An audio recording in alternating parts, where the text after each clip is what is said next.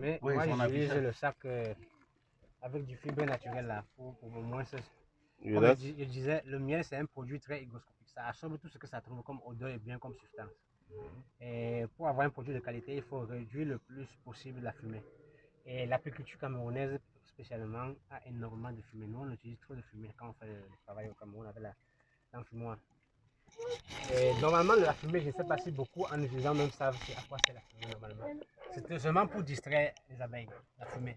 Parce que quoi, la reine d'abeille émet des substances, des phéromones pour pouvoir communiquer sa présence et les travaux à faire. Elle peut émettre des phéromones qui sont d'agrégation. Ça veut dire que les phéromones qui appellent les abeilles à se réunir et à faire un travail.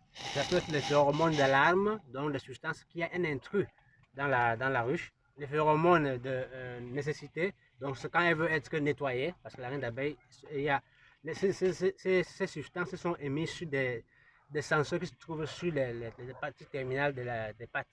Alors, ça, quand elle se déplace là, ça se salit, il faut qu'elle soit toujours nettoyée. Elle peut mettre des phéromones pour avoir le massage. Donc, il y a l'abdomen là. Pour pouvoir faire la ponte normalement, il faut que les œufs puissent coulisser normalement dans les, je ne sais pas comment on appelle ça en français, le vide.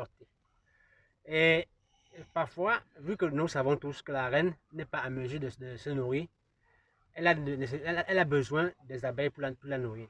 Les abeilles qui s'occupent de la nutrition de la reine d'abeille sont les abeilles qui ont entre les 3 et les 12 jours de vie, de la naissance. Dans les 3 premiers jours de vie, eux se distribuent un peu dans le rucher, dans la colonie pour pouvoir maturer, mûrir parfaitement les pigmentations et le corps, disons. Et en même temps, commencer à faire le nettoyage des cellules. Après le 12e jour, eux produisent de la cire pour faire les constructions là où il y a nécessité. À partir du 18e jour, ils peuvent sortir du rucher et commencer à faire l'exploration de l'externe. Et à partir du 23e jour, ils vont commencer à butiner. En fonction de la nécessité, ils peuvent récolter du nectar pour faire du miel. Ils peuvent récolter des grains de pollen qui est la source principale, l'unique source de protéines que les abeilles ont. Et c'est la base de production de la gelée royale, les pollens. Ils peuvent récolter de la résine pour faire de la propolis. Ils peuvent récolter de l'eau. L'eau, c'est un truc très important pour les abeilles, c'est indispensable. Et le rendement est en fonction de la quantité d'eau qu'ils ont à disposition et de la distance qu'ils parcourent pour aller récolter de l'eau. On a fait des recherches et on s'est rendu compte que l'abeille peut aller à 17 km de distance en ligne pour récolter de l'eau. L'abeille va jusqu'à 12 ou 13 km pour récolter les grains de pollen. Nous, on connaît dans les données biographiques que l'abeille fait un pâturage de 3 km de rayon pour bouchiner un peu le nectar. Nous nous sommes rendus compte également qu'en montagne, ils font presque 5 km pour récolter du nectar s'il n'y a pas de choses, s'il n'y a pas à manger par ailleurs. Donc l'abeille s'adapte énormément à des changements et à des nécessités. Actuellement, ce qu'on doit faire, c'est chercher à ouvrir la caisse. Comme je disais, la reine émet des substances, des phéromones, qui sont d'agrégation principalement. Alors, la fumée sert pour distraire les abeilles. Pourquoi? Si, quand la ruche est complètement fermée, l'odeur de la reine occupe tout l'espace interne là. Si je vais faire de la fumée sur un point, alors je réduis la perception de l'odeur.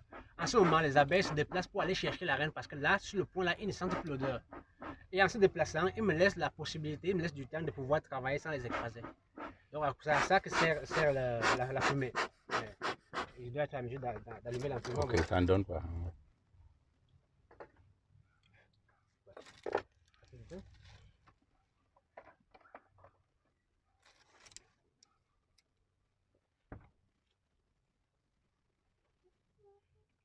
Le colorant de l'année passée, et il y a encore des succès.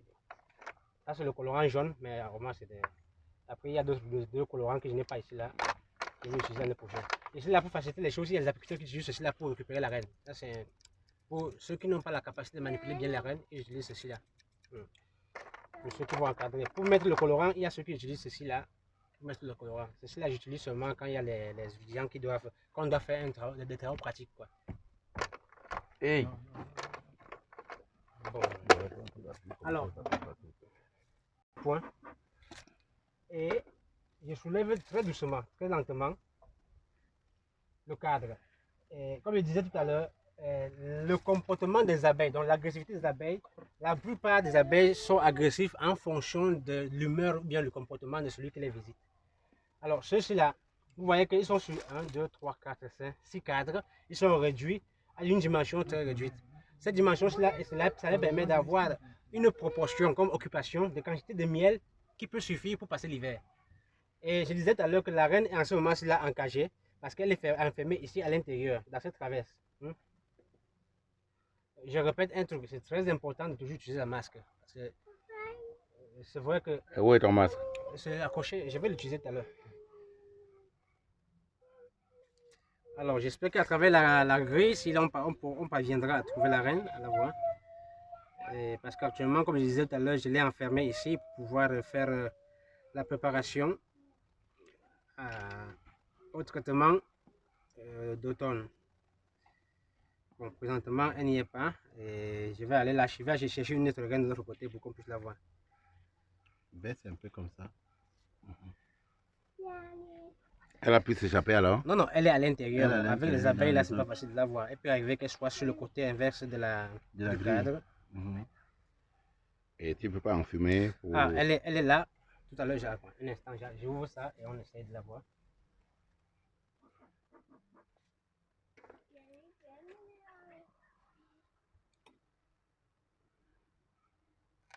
Alors, la docilité de cette abeille, de cette ruche, est le premier résultat de la sélection que j'ai commencé à faire en 2013.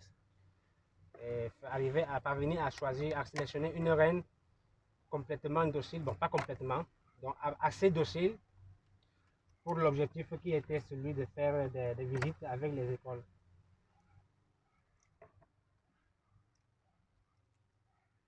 Je l'ai vu déjà, papa, par laisse. Et si tu as vu, nous n'avons pas vu. Ah voilà la reine, elle est bien grande. Vous l'avez vu? Oui, elle est bien grande. Ok, c'est celle-ci. Et elle là. Moi j'arrive pas. Là voilà, elle est bleue là. Il y a la couleur sur le dos. La couleur verte, oui, La oui. couleur verte sur le dos. Ok, ok. Elle est là-bas. Elle est quasi une fois et demie les autres. Hein? Oui. Elle est bien grande. Ok. Donc elle va rester là pendant 21 jours. Bon, en ce moment, c'est déjà presque prêt pour l'enlever. Une reine marquée. Quelle est la durée de vie moyenne La reine voilà. peut vivre en moyenne 5 ans, hein, 5 ans, 6 ans. Tu viens d'écraser une abeille là. Ah oui, oui, bon, malheureusement, dans cette phase de travail là, Beaucoup, hein? L'insecte. Elle commence normalement à produire à partir de 1 an et demi, 2 ans. C'est là où... la reine peut vivre jusqu'à 5 ans. Mais le problème, c'est que quoi? L'efficience, elle est efficiente après 1 an de vie. Après 2 ans, elle commence à perdre les poudres, elle commence à être plus faible.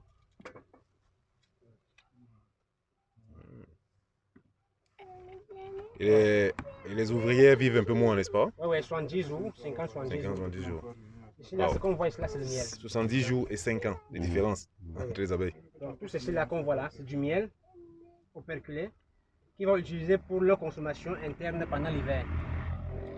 Tout à l'heure, je vous disais que parmi les reines que je sélectionne, il y a les reines qui sont dédiées principalement à la récolte du miel. Et on voit le comportement à travers ce genre de choses. Donc, à l'externe, ils emmagasinent plus de miel. C'est ça. Et en venant vers l'interne, il y aura des cadres qui auront plus de grains de pollen. Et au centre, maintenant, il y aura le couvent. Actuellement, on ne pourra plus trouver du couvent de larves fraîches parce que la reine est emmagasinée. Mais normalement, les larves, ils déposent les larves, ils pondent les larves vers le milieu. Tous les cadres ici, là, tous les cadres ont quand même du miel. Parce que le comportement de ce genre d'abeilles, c'est de mettre du miel sur chaque cadre. La partie centrale, ils auront un tout petit peu le couvent. Après le couvent, il y a les grains de pollen. Et après les grains de pollen, on a le miel qui est sur la partie externe. Et le comportement identique de cette famille, c'est le comportement de la race qu'ils appellent ici la ligustica. Apis mellifera ligustica, qui était la souche de provenance italienne. Malheureusement, on a perdu complètement les caractéristiques génétiques. Actuellement, il y a des travaux de recherche pour reproduire cette souche de départ.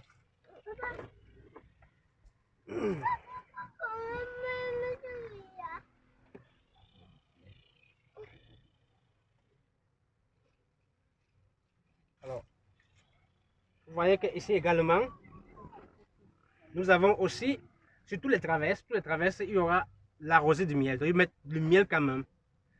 Et pour les données, pour les paramètres scientifiques, on mesure un peu à ce niveau-là, la rosée du miel, ça doit être au minimum 8 centimes.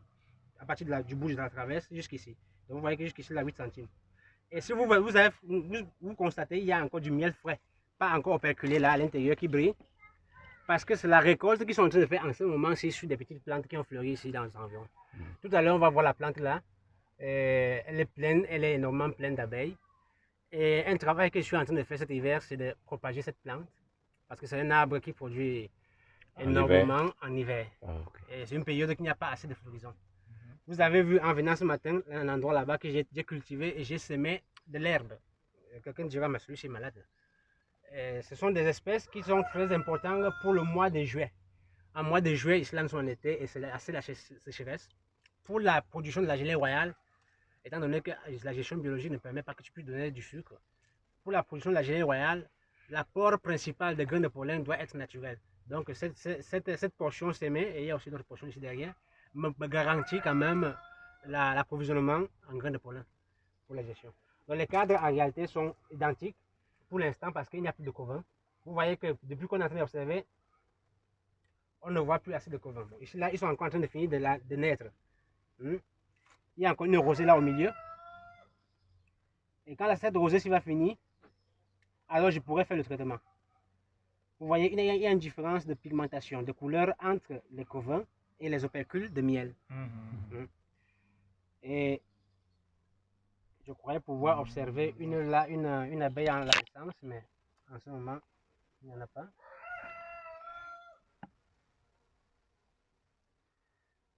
Bon, désolé, il n'y en a pas, ce qui est en train d'être en ce moment. Et donc, les autres abeilles ont les mêmes caractéristiques. Quoi. Disons que cette période-là, il est très important de ne pas tellement déranger à l'intérieur. On la referme à nouveau. Alors, qu'est-ce qui se passe? Normalement, dans le cadre, dans le nid ici, là, au mois de février-mars, la famille commence à se développer. La reine, en hiver, passe la majeure partie de son temps ici au milieu. Eux, ils forment une structure sphérique qui permet de se réchauffer. La reine est l'unique individu qui reste au milieu de la structure et les autres abeilles font une rotation. Ceux qui sont plus à l'externe, après un bout de temps, sortent et vont vers l'interne, entrent et vont à l'interne. Ceux qui sont à l'intérieur de la structure sortent et eux se refroidissent et se réchauffent vice-versa. La structure de l'abeille, c'est l'organisation, on appelle ça le super-organisme. Parce que le sacrifice d'un individu va au profit de tout l'ensemble. Il n'y a aucun individu qui pense recevoir des ordres ou alors donner des ordres. Chacun fait son travail en fonction des périodes de nécessité. Et c'est comme ça qu'il faut une collaboration parfaite pour pouvoir survivre en groupe. Les guêpes, ou bien les bombes, je ne sais pas comment on appelle ça, bombi. Il y a aussi les fréons.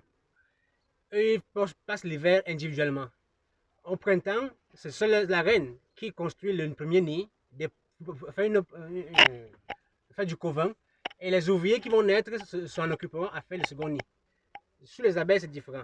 Eux, ils passent l'ensemble de l'hiver ensemble, et à partir du début de prolongement des journées durant l'hiver, après le 21 décembre, là, quand la longueur des journées commence à s'allonger, elles recommencent à nouveau la ponte, elles commencent à pondre à nouveau les œufs. Et ils vont croître au fur et à mesure qu'il y aura la disponibilité du nectar à l'externe. L'apiculteur doit vérifier à ce qu'il a à manger jusqu'au mois de mars. Au mois de mars, il y a les plantes maintenant dans les champs qui commencent à fleurir. Et en ce moment, alors, on vérifie la capacité volumineuse de l'occupation de la structure. Si la structure est parfaitement équilibrée comme quantité de butineuses, l'apiculteur vient mettre ce grillage, qui est la grille à reine, et au-dessus du grillage, on met la hausse. Et en ce moment-là, s'il y a une récolte abondante, les abeilles peuvent remplir la hausse de miel. Mais avant d'y monter rempli, eux vérifient d'abord de remplir le nid de miel. L'espace qu'ils occupent ici en bas est proportionnel à la quantité de réserves alimentaires qui puissent leur permettre d'avoir une autonomie d'au moins 3 mois. Dans les conditions normales, quand ils remplissent le nid de miel, ils peuvent y utiliser et vivre sans une autre intervention pendant 3 mois. Et quand ils ont fini de remplir le nid, alors ils peuvent monter dans la hausse et remplir la hausse. Quand la hausse est pleine et j'ai envie d'enlever la hausse, je mets cette structure de cette façon à travers j'interpose ça entre le nid et la hausse. En ce moment, les abeilles sortent de la hausse et vont dans le nid. Et quand ils ont libéré, je peux enlever et partir avec. Normalement, si après une récolte et l'autre, j'ai envie de nettoyer la hausse, je remets la même structure comme ceci là. Et je pousse cette languette à l'arrière. Ce qui fait que les abeilles montent par ici là et parce qu'ils sont attirés par l'odeur du miel qui est dans la hausse. Eux, ils nettoient complètement, ils mangent tout le miel qu'il y a là et il reste seulement les cadres avec la cire. De cette façon, je suis en mesure d'augmenter la probabilité de faire une production monofloriale. Par exemple, si je finis avec la récolte du millefleur et j'ai envie de récolter la mélasse, je fais le nettoyage comme ça là, je suis certain que la récolte qui entre est seulement de cela. Si je ne fais pas le nettoyage, il y aura quand même une petite quantité de miel de la récolte précédente qui va se mélanger à la future Monoflorel veut dire avec un seul parfum. qui a une prévalence de provenance d'une seule plante. D'une seule plante, ok. Ici, là, la plante qui est plus renommée, c'est l'acacia. On a l'acacia au Cameroun également. Il y a aussi l'eucalyptus au Cameroun. On peut faire des monoproductions, la monofloraison.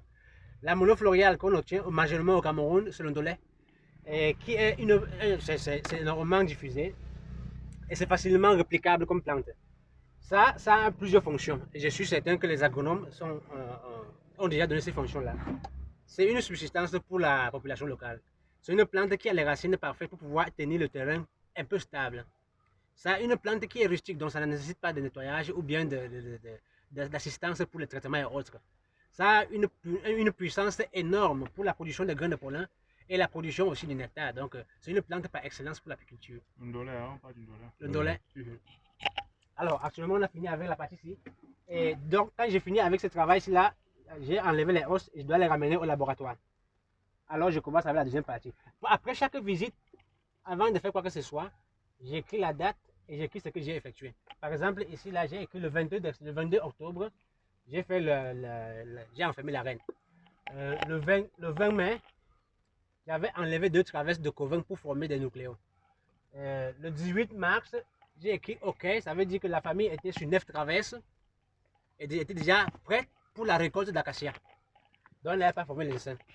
Même chose pour le 11 mars, j'avais écrit que la famille j'ai ajouté une traverse donc pour élargir, pour donner plus d'espace. Et la famille était sur 4 traverses de covin et l'ensemble était 6 traverses. 4 de covin et 2 de réserve de miel. Ouais. En augmentant le 17, donc ça, je reprends. Le 11 mars, j'ai ajouté une traverse. La famille était sur 6 traverses au total. Le 17 mars, j'ai ajouté 2 traverses. Elle était sur 8 et j'ai mis la hausse. Après, le 5 avril, j'ai augmenté une traverse. La famille était sur 9 traverses. Elle avait atteint déjà le volume effectif. C'est 30 jours avant, la famille a une capacité énorme. Alors, le 5 avril, j'ai ajouté une traverse. La famille avait occupé un volume de 9 traverses sur 10. 15 mars, au 15 mai. Le 15 mai, l'acacia a fleuri ici. Donc, le 5 avril, j'ai dit que la famille était sur 9 traverses. Et le 15 mai, la famille avait le volume réel, d'une force réelle pour la récolte du miel acacia. Quand la famille a cette force-là, en 3 jours, dans les conditions idéales, la famille remplit une hausse. Une hausse ici, là, bien pleine, ça fait 15 kg de miel. Et sur les productions d'acacia, par exemple, l'année passée, il y a des familles qui m'avaient produit 4 hausses. Une famille qui produit 4 hausses, ça fait 15 par 4 sur l'acacia. Il y a des familles qui ne produisent rien, il y a des familles qui produisent en moyenne 1, et tu mets une hausse dedans. Qu'est-ce qui s'est passé cette année? Ça, c'était une idée idéale. L'idéal, donc, le 5 avril, la famille est OK, elle sera prête pour l'acacia. Au moment de la floraison, il a plu. Donc, il n'y a pas eu d'entrée. Et quand il pleut, les conditions climatiques sont mauvaises, eux mangent plus. Et voilà. Après, maintenant, après le 20 mai, je suis allé enlever 2 traverses. J'ai réduit le volume de la famille. Parce que plus elle est grande, plus elle consomme. Et le 20 mai, je suis allé enlever les traverses parce que l'acacia a fleuri le 15 mai. Et j'attendais une entrée, il y avait des sorties par contre. Et il faut alors que j'aille réduire la force de la famille. J'ai réduit la force, j'ai enlevé 2 traverses, elle est restée maintenant sur 7. Ce qui fait que bon, actuellement elle est sur 6 parce que j'ai enlevé une autre traverse encore. Nous sommes en train de nous approcher à l'hiver. Si on a moins de volume à chauffer, il y a aussi peu de consommation. Il faut aussi raisonner en fonction de ceci-là. Et ce qu'elle a maintenant là, c'est 6 traverses. La reine, en ce moment, c'est emmagasinée. D'ici 20 jours, je vais la libérer. Quand je vais la libérer, après une vingtaine de journées encore, elle peut commencer à pondre. Quand elle va commencer à faire du couvain, elle aura besoin de grains de pollen. La plante tout à l'heure dont je parlais, c'est une plante merveilleuse pour les grains de pollen. En ce moment, elles sont en train de remplir le nid de grains de pollen. Si on regarde à l'entrée là, on va les voir entrer avec les grains de pollen énormes. Ce qui fait que ça sera une réserve parfaite qui garantit la nécessité pour l'alimentation de couvain à partir du mois de décembre. Décembre, janvier, en janvier, on aura peut-être une traverse déjà pleine de couvain. En février, 2, 3. En mars, elles auront occupé encore le même volume dont elles ont maintenant là, mais couvertes d'abeilles. Alors en ce moment, je vais encore recommencer avec le même processus, commencer à élargir, donc augmenter les traverses. C'est ça l'avantage des ruches cadres. Parce qu'avec la Kenyane, ce que j'ai fait, pour récolter du miel, il faut que je taille ce qu'elle a produit. Et pour faire 1 kg de miel, les abeilles utilisent 10 kg de nectar. Pour faire 1 kg de cire, les abeilles utilisent 10 kg de miel. Si je taille 100 g de cire, j'ai enlevé 1 kg de miel aux abeilles. Mais si ces conditions-là se déroulent quand il y a la floraison permanente, il n'y a pas de problème. Le point se pose maintenant là où on a une floraison qui dure une semaine. Ils vont employer une semaine pour construire 1 kg de cire. Et quand la floraison va finir, ils ont seulement construit, mais ils n'ont rien emmagasiné. Ils vont mourir de famine.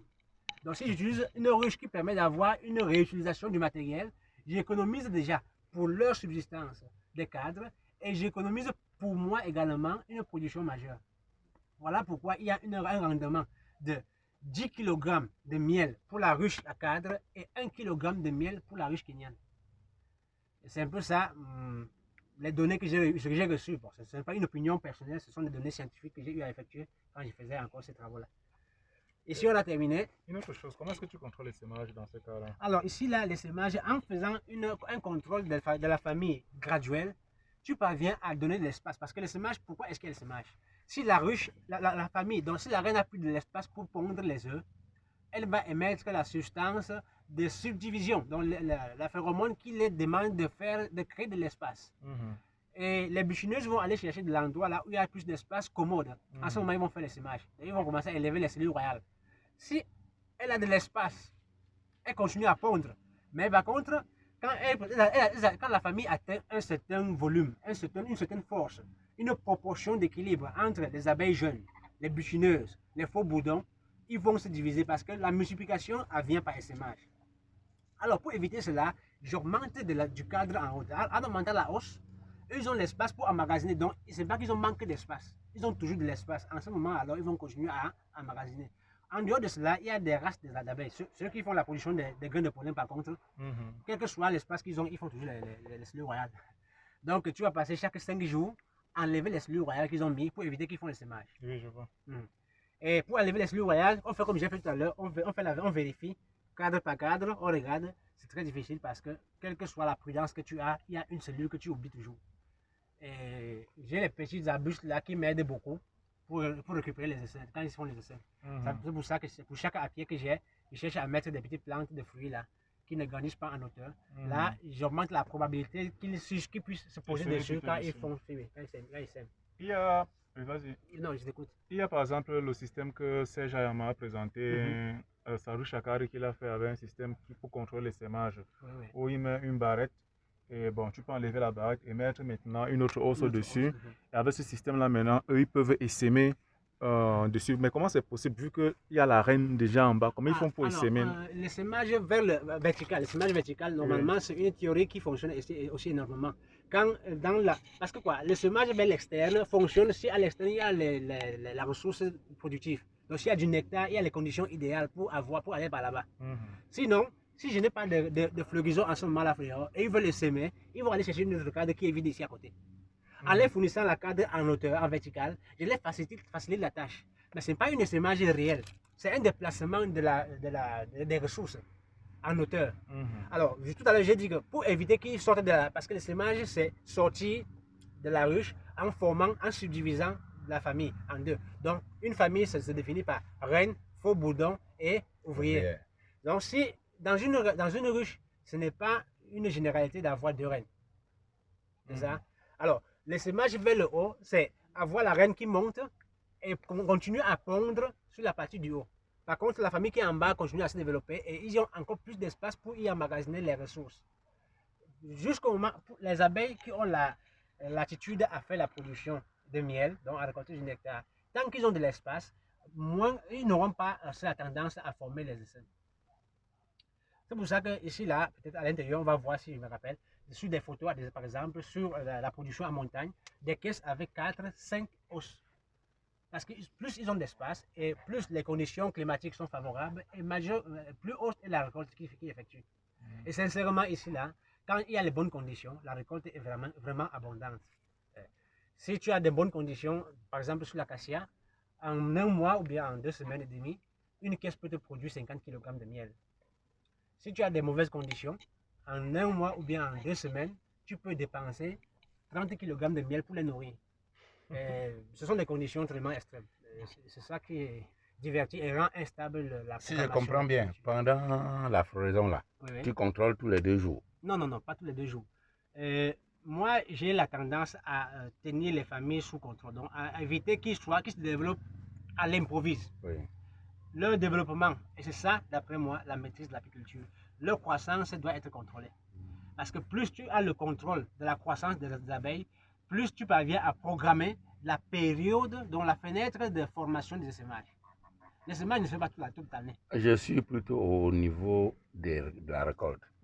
Pendant la floraison. Pendant la floraison. Il faut combien de jours pour en payer une hausse? L'essaimage ne se fait pas pendant la floraison. Je sais. Oui. L'essaimage se fait avant. Donc moi, je vais prévenir l'essaimage avant que la plante ne fleurisse. Parce qu'en réalité, la fièvre d'essaimage, la fièvre d'essaimage, ici on appelle ça la fièvre d'essaimage. Donc le moment où, quel que soit ce qui se produit, eux, ils élèvent toujours les cellules royales, se fait quand la population a atteint le volume maximum de développement interne. C'est en ce moment que je dois contrôler chaque 4, chaque 5 jours. Pourquoi chaque 5 jours, chaque 4 jours? La cellule royale de l'œuf à l'éclosion fait 16 jours. Si aujourd'hui je suis en train de faire le contrôle, il n'y a pas encore la cellule royale, ils ont commencé ce jour-là. Après 4 jours, c'est probable que je vois déjà la formation effectuée. Si je ne parviens pas à voir ça après ces 4 jours, en passant après les 4 prochains jours, ils auront déjà operculé. Ce sera encore plus grand, plus évident. Si ce moment-là, je ne vois pas encore, à la prochaine fois que je fais le 4e jour, c'est 12 jours, je parviens encore à éviter qu'ils font des essais. Si je ne parviens pas, j'enlève. En enlevant les cellules royales. Sinon, pas de reine. Et si je n'ai pas encore vu, même en ce moment-là, en passant la 4e fois encore, qui sera le 16e jour, je parviens à trouver la reine vierge et je ferme l'essaimage. Eh bien, si je ne vois pas aussi en ce moment-là, ça veut dire que je vais changer de métier. De toutes les façons, le fait de regarder fréquemment, c'est pour regarder les... Non, c'est pas seulement pour l'essaimage, mais pour contrôler l'équilibre interne. L'équilibre interne, c'est un discours...